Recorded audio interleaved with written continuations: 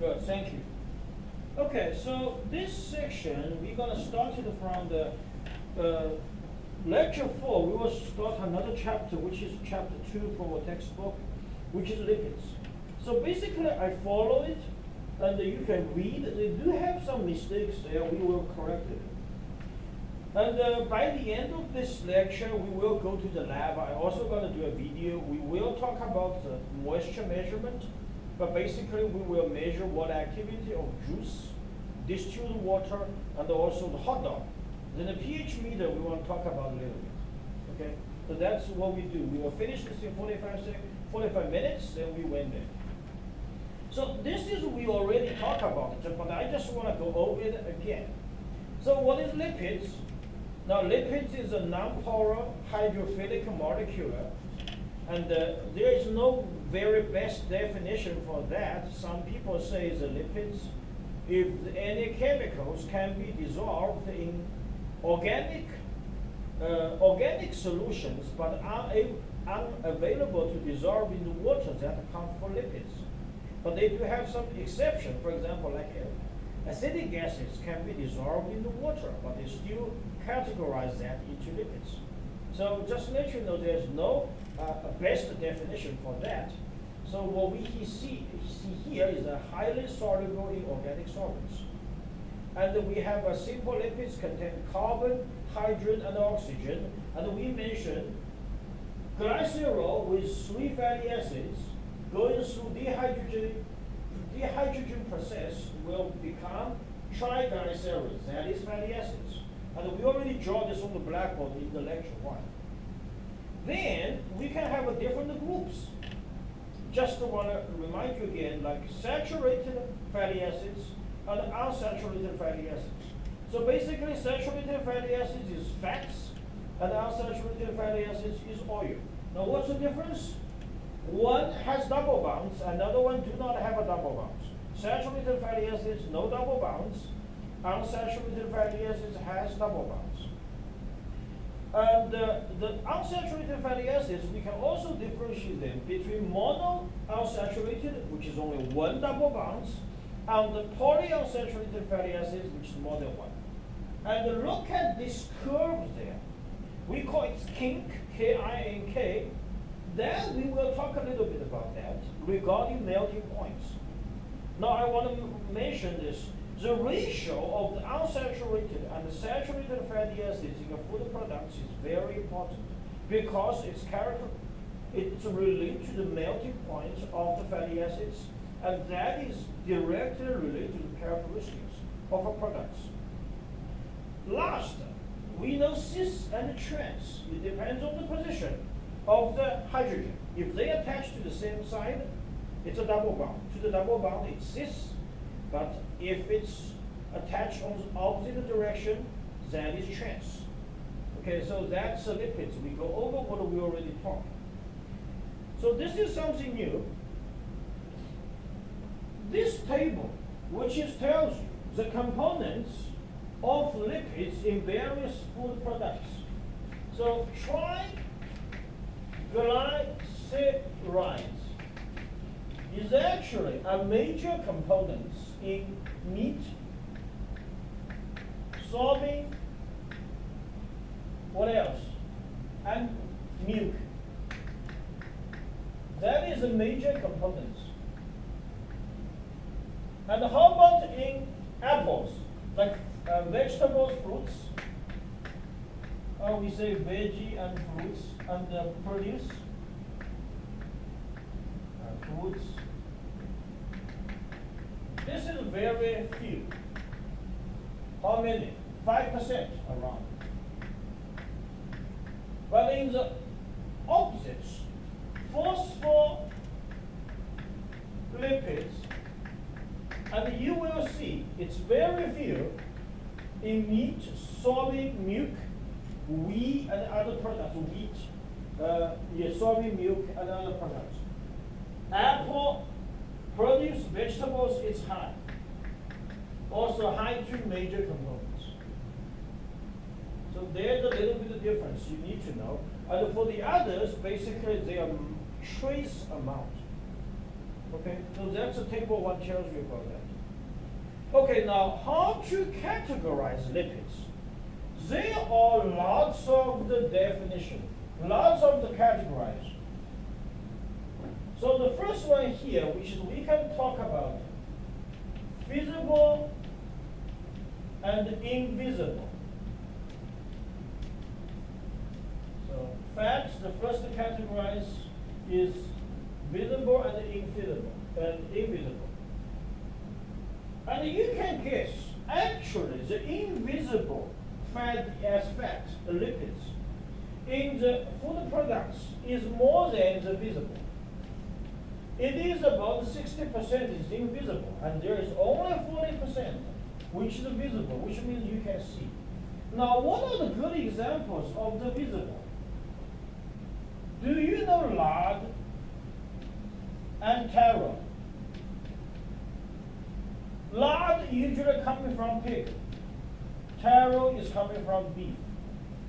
Now, in the traditional Chinese food preparation, we are using a lard sometimes. It's a very magic material, give you a very special taste. And although it has a very high amount of saturated fatty acids, but it not really cause a problem regarding the cholesterol, blood vessel, and the heart disease. People who is eating like swine meat the whole life, sometimes very healthy, compare you eat beef. And so, at the lard, you can get a small box from the supermarkets. It's very cheap. It's about like $2. And you can using, sometimes you don't have a vegetable oil, you can use a lard to cook it. Now, taro, I don't use that often, but I just let you know it's come from beef. Now, in this section, we will be mentioned sometimes the 2 manufactured fatty lipids products, which is margarine, which is called right there, and shortening. And the shortenings. Those 2 are usually manufactured lipids products. We're going to talk about a lot. Now, invisible, about 60%. Of course, various foods, meat, eggs, will contain invisible fats. You're not going to see it, but when you measure or test it, you will see it. Even vegetables, green products. Now, then, we could also categorize fatty acids into different regions. It could become animal region and vegetable region. Now, animal region, there is basically 3 groups. First one is depot. Depot fat. Now, we gave example already, lard, taro. That's coming from the depot fat. The second one is the milk fat.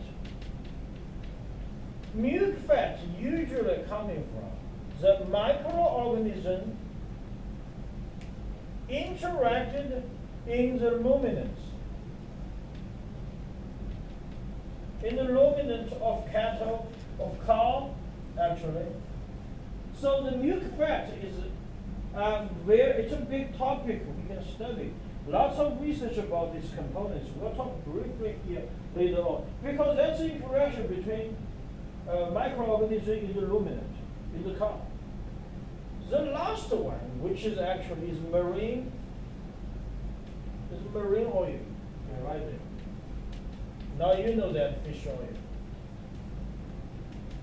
So omega-3, EPA, and DHA related to omega-3, omega-6. That we will mention later on. Okay, vegetable oil. Vegetable oil we can have, number 1 is a seed oil. That is we using a lot in our cooking. Let's say soybean oil. Maybe sunflower oil is also categorized.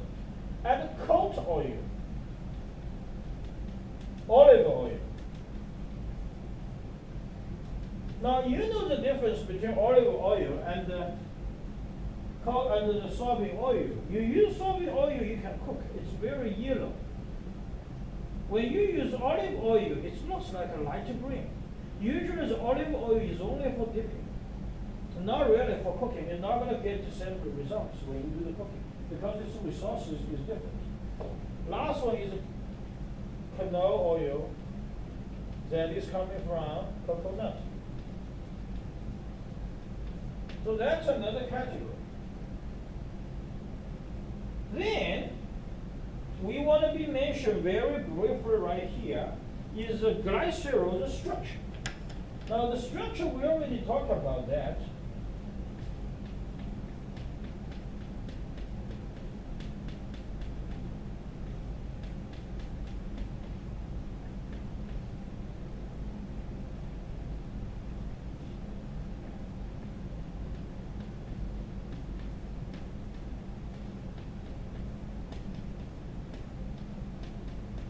Or 2 and or 3. Okay? So if we have this whole thing, this is connected with each other. Glycerol and the fatty acids, they combine together. This is esterization. So that we call it an ester bond. Right here. Now we have subunits 1, 2, 3. It could be only one of each of them. That we call it mono. Glycerols. Could be 2 of them. We call it diglycerols. Or could be all of them. We call it triglycerols. And we will mention that the range and which glycerols showed up in which subunit actually relate to the product's quality or characteristics. We will mention that later.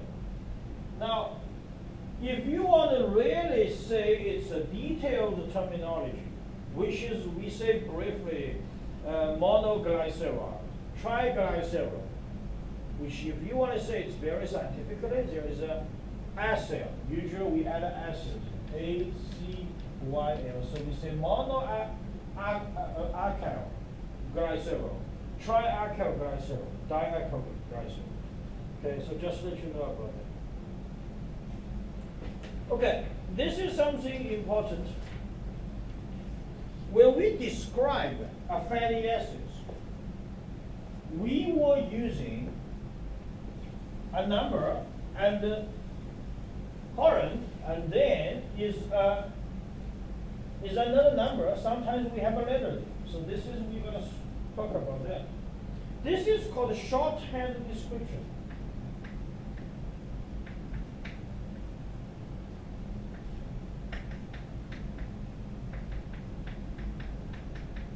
So we have a number, we have a column, we have another number. The first number indicates the number of carbon in the chain. Okay, column, there is not really, it's just separated. The second number, which is indicated, the number of double bonds.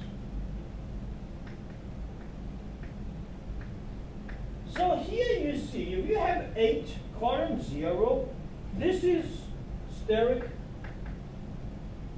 acids. It's a saturated fatty acids. Okay, when you see 8, column 2, what that means? This means it's 18 carbon, 2 double bonds.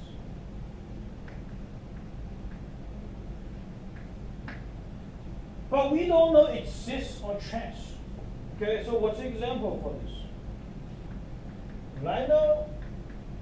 Linoleic acids.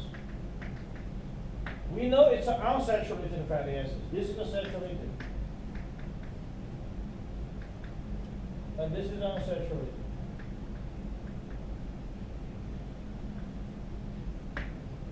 Now, then you see the second one, third one.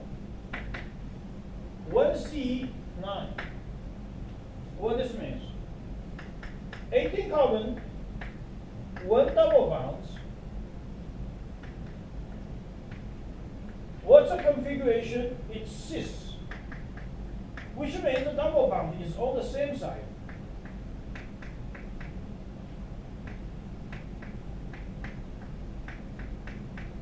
It's on the same side. And where is that showing? This is a nice position from carboxy end. Okay? And sometimes we also use meso end. There's two ends. It's carboxy end. Sometimes we also use a meso end. Carboxy end. Okay, carboxy end. Okay, now we're going to give you a very typical shorthand description. Linoleic gases. This is the one you're going to know what is so-called omega-3 and omega-6. So what it looks like. Okay, so I can draw this for you. Meso end.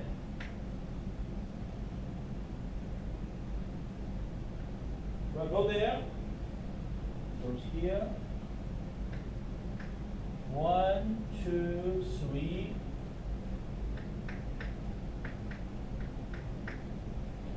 This is meso end. This is carboxy end. This is an 18 carbon. Okay, so we say 18, 2N, and 6. What this means? There is an 18 carbon, 2 double bonds. The first one is at 6th position from meso end. This is also called mesoization interruption from the 6th of the meso end. So 1, 2, 3, 4, 5, 6. Go from there. I missed one line. It should be. So position 1, 2, 3, 4, 5, and 6. This is the first place. Somebody use a color. This is the first place showing the double bonds. Okay? So this is called omega-6. Now look at the second one. Second one.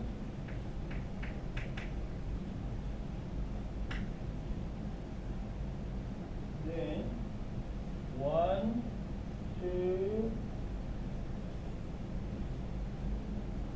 Sorry, we have to move this.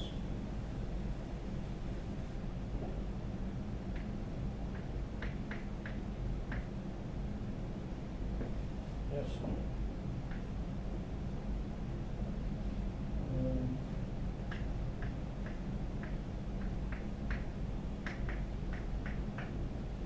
1, 2, 3. So goes here. 1, 2, 3. What that means? This is 18, 3N, 3.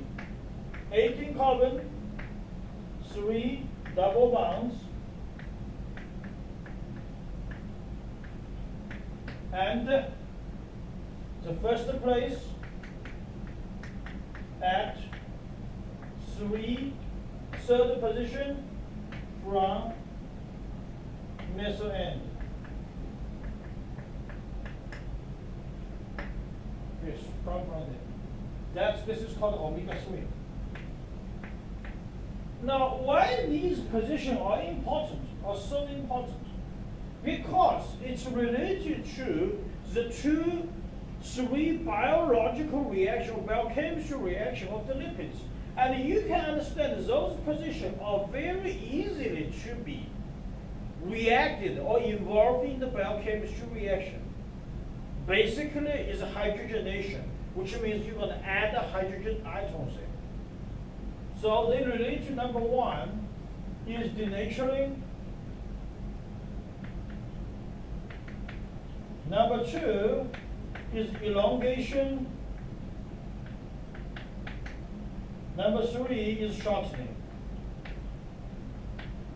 So they relate to a very sensitive points relate to the biochemistry reaction. That's why we will be labelling that people know it's omega-3 and omega-6. Okay, so this is gives you some of the knowledge. Okay, so the next couple of slides, we're going to talk about component of fatty acids. We have even number, straight chain, saturated, unsaturated. We have a short chain, medium chain, long chain, essential and non-essential.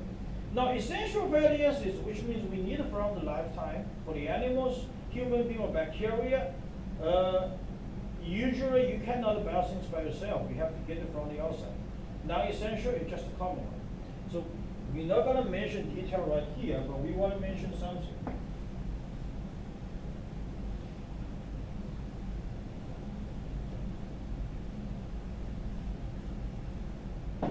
So first of all, we want to talk about one thing, is melting points. Melting points of saturated of fatty acids. Now, melting points. So first thing we want to talk is saturated versus unsaturated. Now, obviously, you know, saturated fatty acids has higher melting points, unsaturated fatty acids is lower. So the ratio of them is very important. Now, why saturated fatty acids have higher melting points compared to the low? Because this is usually is a linear crystal lattice. And for unsaturated, I mentioned this guy here. There is a curve, or we say it's a kink. So it's nonlinear, and it's not going to be easy to do not form crystallization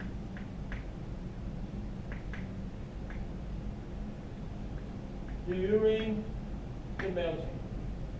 So they have a relatively lower melting point.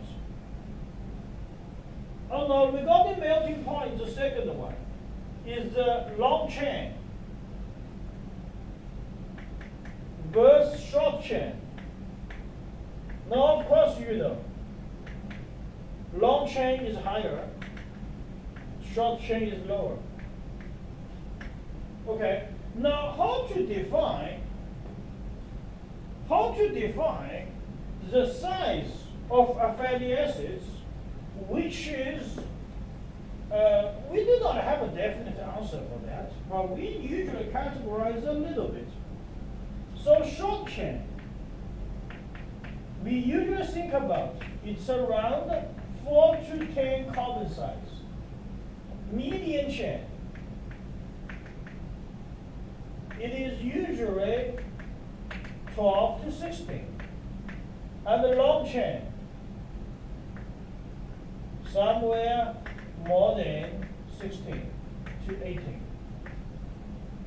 Now, short chain, we know about some examples. The first example we know, the simplest fatty acid is HCOOH, formic acids. Now, where it comes from? Ant venom. So this is actually a protection stuff from the ant. We know that acetic acids can be using antimicrobials. And we know by 2 uric acids could be using for the butter. Okay? Butyric acids could be using for the butter. And we also know propionic acids can be using in a Swiss cheese. Now, medium chain usually is carbonic acids fluoric acids, AURIC, fluoric acid. This is actually major is in the cosmetic formulation. They do use sometimes in the food products because they are more relatively stable for the lipids oxidation and less chance to get rancidity. That's why they use a little bit, but not really too much. Most of them is a cosmetic formation. Now, long chain, we talk about, I just mentioned, the saturated and the unsaturated. This ratio is very important because this will tell you the melting points and affect the properties of fat or oil. Okay, so this is a characterize how we characterize the lipids based on the chain size. Now we go back to see here. We just want to go over here a little bit.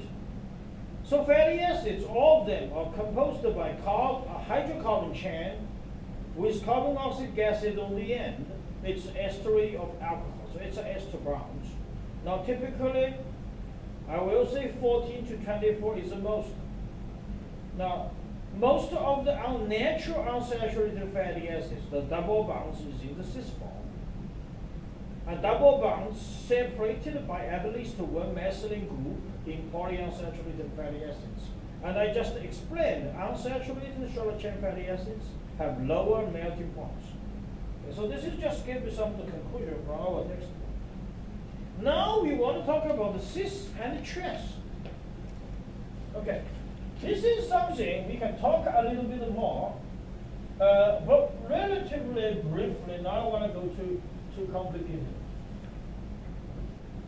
So first of all, this is related to unsaturated fatty acids.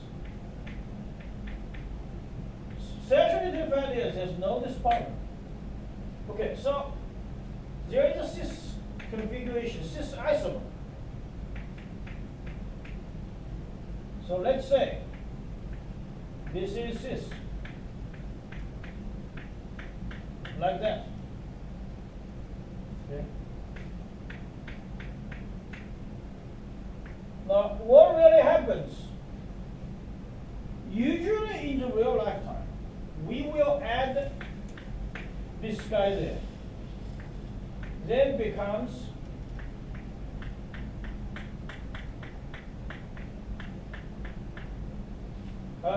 this is actually, we added it. This is